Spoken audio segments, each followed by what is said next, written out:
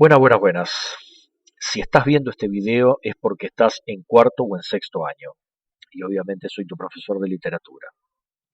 ¿Verdad de perogrullo?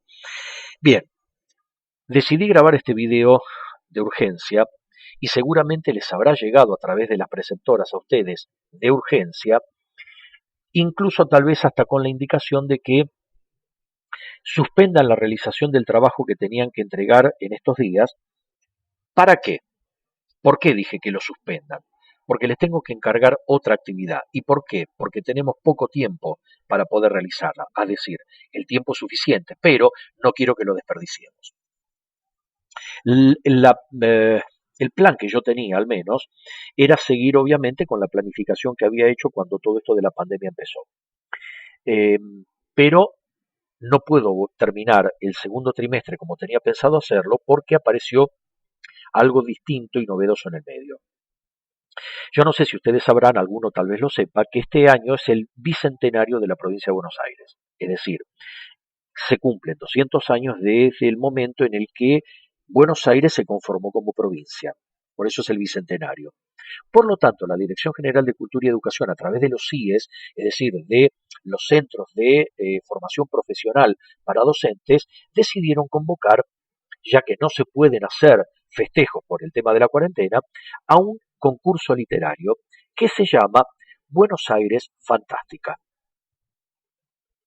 ¿Y por qué les dije que suspendan, y ahora se los repito, con la presentación de ese trabajo que después me van a entregar, ¿sí? Cuando ya estemos en el tercer trimestre? Porque el tema es que el plazo para poder entregar los trabajos para participar de este concurso vencen el 9 de septiembre. Hay tiempo, pero no quiero que lo desperdiciemos. Tal vez alguno de ustedes se haya enterado por otra vía que este concurso no es obligatorio. Es cierto, no es obligatorio para el docente. El docente que quiere participa y el que no, no participa. Pero una vez que el docente decide participar, los alumnos tienen la obligación de hacerlo. Y yo en este caso decidí participar. Dije que sí iba a hacerlo. Por eso les pido que, se los digo ahora, traten de ponerse las pilas. ¿Por qué? Porque es bueno cuando alguien se pone a hacer algo, tratar de poner lo mejor de sí. Porque a veces cuando uno no tiene pensado poner lo mejor de sí, es mejor no hacerlo. Antes que hacer las cosas mal, es preferible no hacerlas. Después uno tendrá que afrontar obviamente las consecuencias, pero lo ideal es hacerlo con la mejor predisposición posible. Otra cosa, este evento, yo sé que hay muchos de ustedes que tienen dotes como para la escritura, y aparte es una buena excusa, una buena oportunidad como para no solo quedar bien ustedes, sino también dejar bien parada la escuela a la cual van. ¿Por qué? Y les voy a explicar por qué. Se trata de un concurso de narrativa fantástica en el que van a ser elegidas las 25 mejores producciones y que luego van a ser publicadas por el gobierno de la provincia de Buenos Aires, no solamente en un libro formato papel, sino también en una publicación electrónica y que van a ser distribuida en todas las escuelas de la provincia. ¿Ok? En relación a la presentación, los trabajos deben ser presentados, como les decía al inicio, hasta el 9 de septiembre, y estos tienen que cumplir los siguientes requisitos. A. Deben tener una extensión máxima de 2 carillas o 2000 caracteres con los espacios incluidos. B. Deben ser escritos, obviamente, en computadora, en letra Arial 12 con un interlineado de 1,5. Más de uno de ustedes dirá, bingo, zafé de tener que participar porque no tengo computadora. No hay ningún problema. Me mandan a mí en fotos, ya sea por mail o por WhatsApp, el manuscrito que ustedes hayan elaborado y yo se los paso en computadora, no hay ningún problema. O sea, eso no es excusa para no participar. C. Pueden, no es obligatorio, ser acompañados los trabajos por una fotografía que sirva como presentación o disparador del relato y tiene que ser de producción propia. O sea, la tienen que haber sacado ustedes, la foto, no la pueden descargar de internet. Y dicha imagen debe tener una resolución de no menos de 600 píxeles y ser enviada en formato JPG. ¿Ok? Eso en cuanto a la presentación formal. Desde el punto de vista del contenido, o sea, de lo material, el relato debe pertenecer al subgénero fantástico. Y para que esta exigencia quede clara, vamos a repasarlo. Yo sé que esto lo expliqué en uno de los primeros videos que subí a mi canal, eh, especialmente para los chicos de cuarto. Y para los chicos de sexto, deben haberlo o deberían haberlo visto en quinto, pero por si algún motivo no pudieron verlo, entonces se los explico de una manera resumida yo en este video. Existen tres géneros literarios fundamentales o básicos, que son, primero, el lírico, que comprende la poesía en todas sus formas y que busca exaltar las emociones humanas. Por eso, cuando ustedes van a buscar la letra de una canción en la computadora, en internet, les aparece la palabra lyrics. ¿Por qué? Porque es una poesía. La letra de una canción no es otra cosa más que poesía, a la que después se le agrega música. En segundo lugar, el género dramático, que narra historias en la cual los hechos se van desarrollando, pero a través del diálogo entre los personajes, no porque haya un narrador que narre la historia, ¿ok? Y se escriben para ser representadas. Por eso pertenecen al género dramático las obras de teatro, incluso hasta los monólogos. Bueno, los monólogos no, porque no hay diálogo, no importa. Tiene que haber diálogo necesariamente. Tenemos las obras de teatro, los guiones cinematográficos y los guiones televisivos. ¿Ok? Esos básicamente comprenden el género dramático. Y luego tenemos por último el narrativo. El narrativo comprende relatos de todo tipo escritos en prosa y no en verso. Porque si estuviesen escritos en verso pertenecerían al género lírico, no al género narrativo. ¿Ok? Y obviamente se refiere a las dos variantes más conocidas de la narrativa, que son la novela y el cuento. Ahora bien, dentro del género narrativo, que debería ser el primero, pero si lo ponía al principio no podía engancharlo con el tema que tengo que explicar ahora, el narrativo, o dentro de este género, existen tres subgéneros básicos que luego, o del cual luego se ramifican todos los demás subgéneros. ¿Cuáles son esos tres subgéneros básicos del género narrativo? Son, primero, el subgénero realista. El subgénero realista narra hechos reales o posibles en un mundo real o posible. Si alguien narra, por ejemplo, una pelea que haya habido, por ejemplo, en una autopista, ¿no?, entre dos conductores, eso sería un relato realista. ¿Por qué? Porque efectivamente pasa, narra hechos reales o posibles en un mundo real o posible. Luego tenemos el género maravilloso, que es exactamente lo opuesto. Narra hechos irreales o imposibles en un mundo que es irreal o imposible.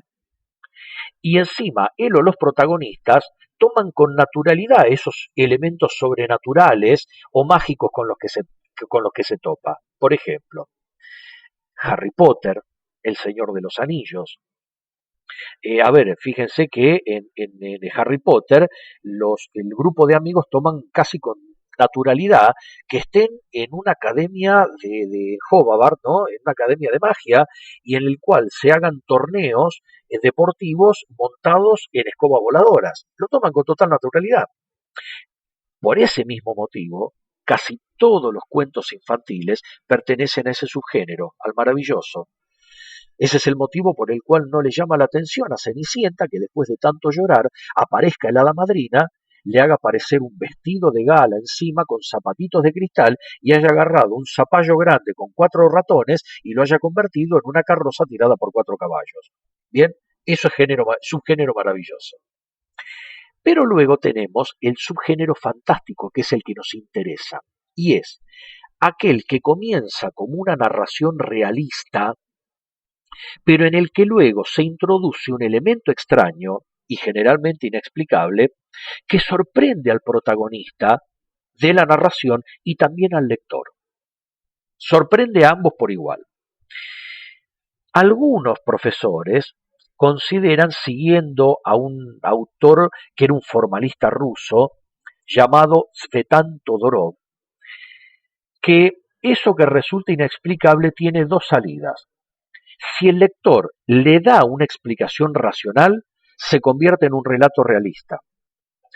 Y si le da una explicación maravillosa o fantástica, se convierte en un relato maravilloso. No, el relato fantástico tiene autonomía. La única exigencia es que se trate de algo que no tenga explicación, que ese elemento extraño no tenga explicación, ¿ok? Especialmente que no la tenga desde el punto de vista racional, ¿ok? Es decir, si tenemos una narración o un relato que comienza como un relato realista, se introduce un elemento extraño al cual no le podemos dar una explicación, eso es la narrativa fantástica, eso es un relato fantástico. ¿Mm? Eh, Ahora, si tiene una explicación racional, ya no es fantástico, es realista. Por ejemplo, siempre con algunos colegas tenemos discusiones en relación a un cuento famoso de un escritor argentino, Julio Cortázar, que se titula Casa Tomada. Se trata de dos hermanos, un varón y una mujer, ya entrados en años, solteros los dos, que viven en una casa que heredaron de sus padres. Y poco a poco ellos van sintiendo o escuchan ruidos a lo largo de la casa, que es enorme, y se dan cuenta de que alguien les está tomando la casa. ¿Y ellos qué es lo que hacen?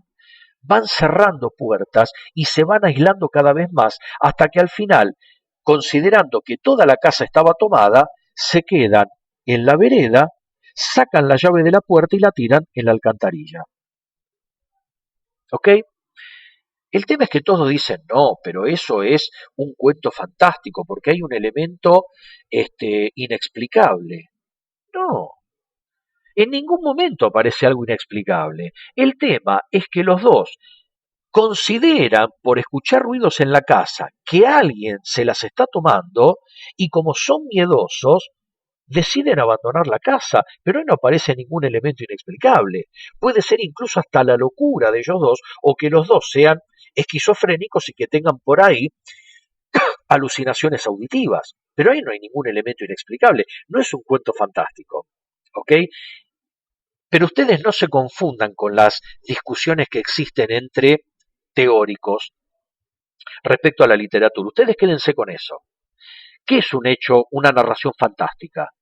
Un relato que empieza como un cuento realista, narrando hechos reales o posibles en un mundo real o posible, y en el cual se introduce un elemento inexplicable, ¿ok? Que sorprende al protagonista y sorprende al lector. Dentro de esta categoría de narración fantástica, podemos incluir las creaciones de algunas leyendas urbanas. Los chicos de cuarto año se acordarán que a principio de año habíamos visto las leyendas urbanas y que incluso hasta les mandé a buscar cuáles eran las características, cuáles eran las finalidades o la finalidad de esas leyendas urbanas y al mismo tiempo les mandé a averiguar sobre una leyenda urbana en particular que era la leyenda del hombre gato, que es una de esos relatos urbanos que surgió cuando yo era adolescente en la década del 80.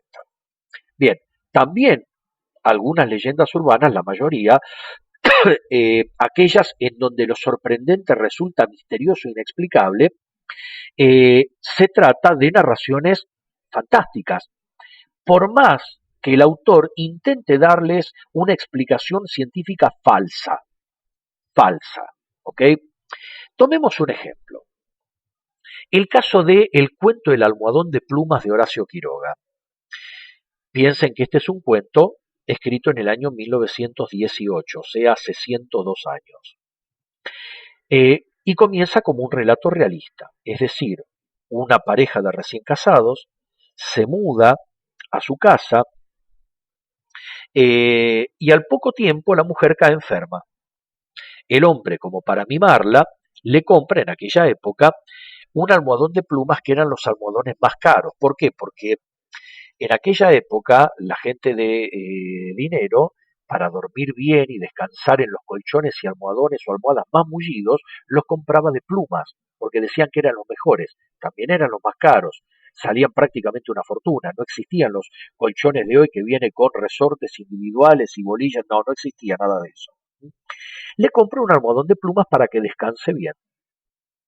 El tema es que una vez que empieza a usar el almohadón de plumas, la mujer empieza a empeorar. Cada vez está más débil y lo único que se le nota es que tiene 2 agujeros a cada lado del cuello. Ustedes dirán, bueno, pero ¿y si estaba tan mal? ¿Por qué no le internaron? Chicos, este cuento es de 1918. Hace más de 100 años no existían clínicas y sanatorios como hoy en día, y no es como hoy en día, porque ni el teléfono existía, que uno levantara el teléfono o el celular, llamara al servicio de emergencias, viene la ambulancia a la puerta de la casa y se la lleva. No existía nada de eso. Lo normal era que el médico de cabecera de la casa o de la familia la fuera a ver a su casa y la revisara, le recetara algún medicamento, etcétera, etcétera. La cuestión es que el médico no puede explicar qué es lo que le está pasando a la mujer. Al poco tiempo la mujer muere prácticamente desangrada. El hombre sepulta a su esposa y, queriendo limpiar la casa para tratar de olvidar la tragedia que había pasado, comienza a limpiarla y llama a una señora, la contrata, para que la ayude a hacer la limpieza, para que lo ayude a hacer la limpieza. En un momento en el que la mujer está está limpiando la habitación, el hombre escucha un grito, entra corriendo a la habitación, le pregunta qué pasa y la mujer le dice: intente levantar el almohadón. Cuando el hombre intenta levantarlo, era sumamente pesado.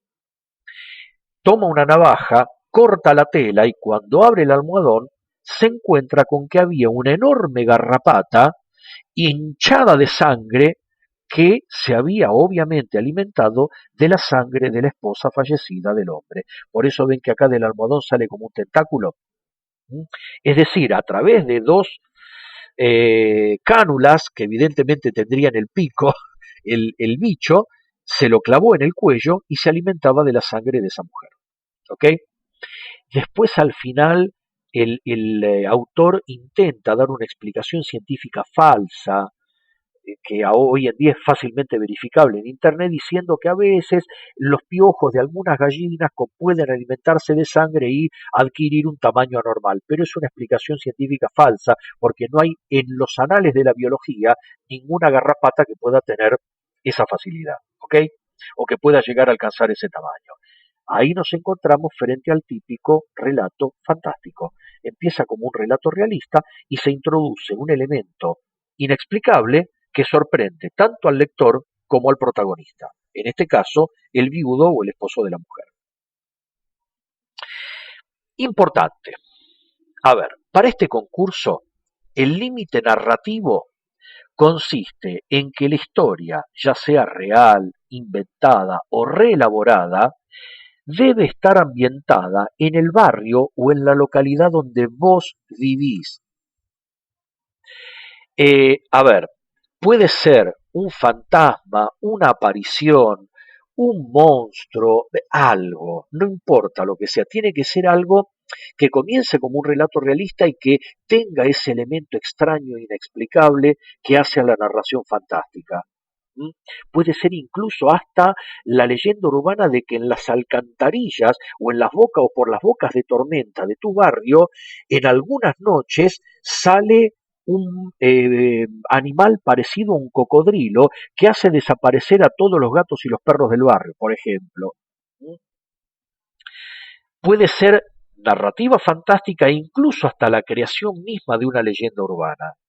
¿Ok? Por eso sería perfectamente natural que vos, si quisieras acompañar una foto que presentara el relato, sacaras, por ejemplo, una foto en blanco y negro de una boca de tormenta y que tal vez de algún efecto especial hicieras, como en el caso de It, que aparecieran 2 ojitos brillantes de color rojo, por ejemplo.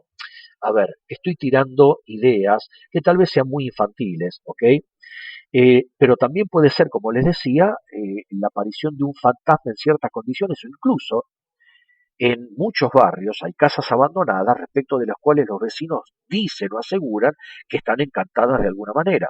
Entonces la foto puede ser una foto en blanco y negro y tomada en penumbras al atardecer de esa misma casa abandonada que está habitada por uno o varios fantasmas. ¿Se entiende? Es decir, en ese sentido tienen absoluta y total libertad. Lo único que les pido es una cosa. Para no pasar vergüenza, ustedes incluso, no copien de Internet. ¿Por qué? Porque el jurado va a verificar si son historias copiadas y si la copiaron de Internet o de algún otro libro, los van a descalificar, con la consiguiente vergüenza que eso implica. Los van a llamar directamente plagiadores o lo que normalmente ustedes llamarían copiones. Si van a hacer eso, piénsenla, porque no va a ser nada bonito que queden en definitiva como tramposos o plagiadores. Eh, por lo tanto, en ese sentido, chicos, puede ser una historia inventada por ustedes, una historia que se cuente en su familia o que se cuente en el barrio o que alguna persona mayor conozca y ustedes la reelaboren trayéndola al tiempo actual. Incluso hasta se puede referir tranquilamente, chicos, a un viaje en el tiempo repentino. Ustedes en la narrativa fantástica pueden jugar con la naturaleza de la realidad y también con la naturaleza del tiempo. En ese sentido no tienen ninguna limitación, ¿ok? Y además, chicos, no se aceptan historietas, así que no me pregunten, porque yo lo pregunté específicamente en la reunión que tuvimos muchos profesores con las organizadoras del concurso. No, no se aceptan historietas, tienen que ser relatos. Bien, pero también les quiero dar algo más que es lo último, para que ustedes puedan jugar aparte de la historia que van a narrar, sea original, tiene que ser original obviamente, ya sea real que pasó o inventada o reelaborada en base a una historia que alguien les contó, ¿ok? Y repito, tiene que estar ambientada en el barrio en el que ustedes viven. Por eso, si ustedes supónganse, conocen alguna leyenda urbana o alguna historia fantástica que les hayan contado de, no sé, algún pariente que viviera en Rauch o en Azul o en San Vicente, ustedes la pueden reelaborar y traerla a su barrio o a su localidad. Pero también le da cierto sabor al relato el jugar con el tipo de narrador, es decir, quién cuenta la historia. Y podés elegir entre distintos tipos de narrador para escribir esa historia, porque pueden clasificarse según, obviamente, los tipos de narrador, el modo narrativo y según también la voz narrativa. Vamos a ver de qué se trata cada cosa. Además, perdón, volviendo acá, si quieren sacar ideas, no copiarlas, sacar ideas, pueden ver tranquilamente en YouTube videos de creepypasta. O incluso hay un youtuber que tiene un canal que se llama Los Vlogs de Dross, que tiene muchas de esas historias de carácter fantástico, de la cual también pueden sacar, obviamente, alguna idea. ¿Ok? Traten de que sea original, no de las leyendas urbanas, por ejemplo, si van a crear alguna, de las más conocidas. Hagan algo nuevo, algo novedoso. Entonces, vamos a ver los distintos tipos de narrador, como decíamos, primero según el modo narrativo, es decir, la manera de contar la historia. Según el modo narrativo, el narrador puede ser no focalizado, que es el típico narrador omnisciente. ¿Qué significa omnisciente? Que todo lo sabe. Omni es todo, siente es sabedor. El que lo sabe todo. Por eso se dice en la teología que Dios es omnipotente, todo lo puede, omnipresente, está en todos lados y al mismo tiempo, y es omnisciente, ¿por qué? Porque todo lo sabe. El narrador omnisciente que narra en tercera persona y posee todo el conocimiento sin delegar ninguna de sus funciones. El narrador omnisciente que narra en tercera persona sabe todo de todos los personajes, sabe todo sobre la trama, sabe lo que incluso los personajes no podrían llegar a saber nunca. Ese es el típico narrador omnisciente, ¿ok? En segundo lugar está el focalizado internamente. En este caso, el punto de vista es el subjetivo del narrador, que no es omnisciente, de modo que todo lo que podemos saber lo sabemos a través de sus ojos. Por lo tanto, no narra en tercera persona, sino que narra en primera persona.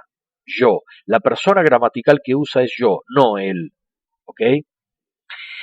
Eh, es decir, obviamente, una historia en la cual el narrador narre, repito, en primera persona. Por ejemplo, me dirigí a la casa de mi primo. Sabemos que en ese caso es yo.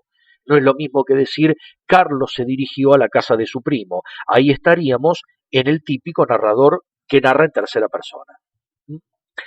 Y el último es el focalizado externamente. En este caso, el narrador narra los hechos, pero con la frialdad de un registro mecánico. Ejemplo, Carlos se levantó a las 6 de la mañana. 6:15 se estaba duchando. 6:30 estaba duchado y afeitado. Hizo rápido. 6:45 puso a calentar el agua. 7:05 se tomó un café. 7:20 salió para su trabajo. A las 8 de la mañana llegó a la oficina. A las 8:15, es decir, es un registro mecánico. Hay muy pocos relatos que estén narrados de este modo, en base a este modo narrativo. Eh, Hay muy pocos. ¿Por qué? Porque es muy difícil de compaginar como para crear un ambiente lo suficientemente adecuado, incluso para el lector, como para darle un desenlace de carácter fantástico. ¿Por qué? Porque los que saben narrar relatos fantásticos van creando a través de adjetivos y de construcciones verbales, van construyendo un ambiente determinado como para que el desenlace tenga un impacto en la psiquis del lector. En cambio, en esta clase de narrador se hace bastante difícil. Bien, eso según el modo narrativo. Veamos según la voz narrativa. Según la voz narrativa, el narrador puede ser ausente, que es el narrador que no participa, que no aparece en la historia que está contando, es decir, no aparece como personaje en la narración. Este narrador ausente coincide con este narrador no focalizado. ¿Por qué? Él narra en tercera persona, ¿se entiende? Está desde afuera, narra desde afuera de la historia, ¿ok? ¿Por qué? Porque es un narrador ausente. A este tipo de narrador ausente se lo llama heterodiegético. Pero también el narrador puede ser presente, que es el narrador que forma parte de la historia que está narrando y puede hacerlo de dos modos. Narrando como protagonista de la historia que está narrando, es decir, sería un narrador autodiegético, o aquel que narra como testigo y no como protagonista de esa historia, en cuyo caso sería un narrador homodiegético.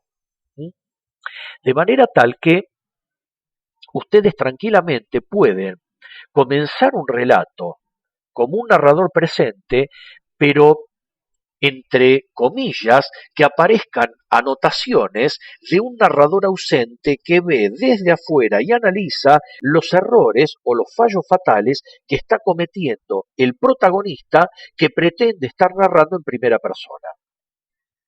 Sé que es complicado, tal vez alguno lo entienda, pero no encuentro una mejor manera, a través de un simple video que subo a YouTube, de explicárselos de una manera mejor.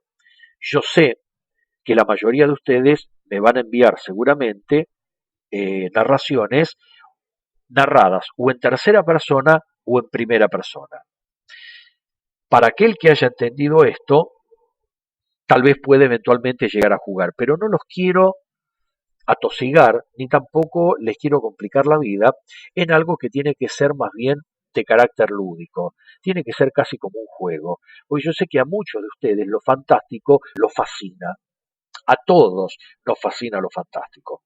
El tema es que se animen a elaborar una historia ambientada en tu barrio o ambientada en tu localidad y narrada de manera tal que sepas cómo construir una narración fantástica. ¿Ok?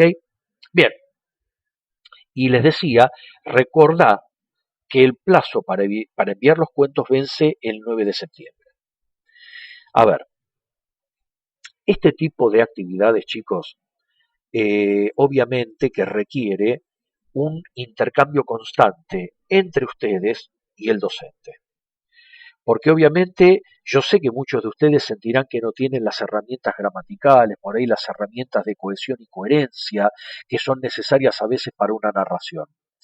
Por eso, en este caso en particular, vamos a tener que perfeccionar la comunicación continua como para que ustedes se sientan seguros y con las herramientas suficientes como para poder elaborar un relato de este tipo.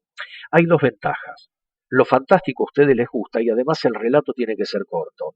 No tiene que tener más de 2 carillas o 2000 caracteres.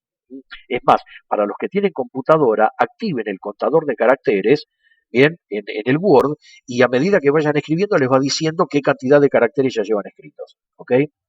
Pueden hacerlo primero en un borrador y después ir puliéndolo. Es un trabajito que llegamos bien para presentar los trabajos, para presentar las narraciones, pero es necesario que empiecen a hacerlo ya. Por eso les dije, aquel que todavía no me entregó el séptimo trabajo que yo les envié, déjenlo que me lo van a entregar después de que se envíen los trabajos al concurso. Después vamos a tener tiempo. ¿Ok? Entonces, les repito, tienen varios canales para comunicarse conmigo. Uno de los colegios tiene conmigo un grupo de WhatsApp. El resto de las divisiones tienen no solamente, obviamente, todo mi canal de YouTube que me pueden consultar en los comentarios a los videos, sino que también tienen no una, sino 3 casillas de mail personales mías, a las cuales me pueden enviar los mails de consulta que consideren ustedes necesarios. Yo los contesto todos y voy a tratar de ayudarlos en todo lo posible. Obviamente, ¿no sería más fácil el proceso de acompañamiento si tuviéramos clases presenciales? Chocolate por la noticia. Pero el COVID no nos deja.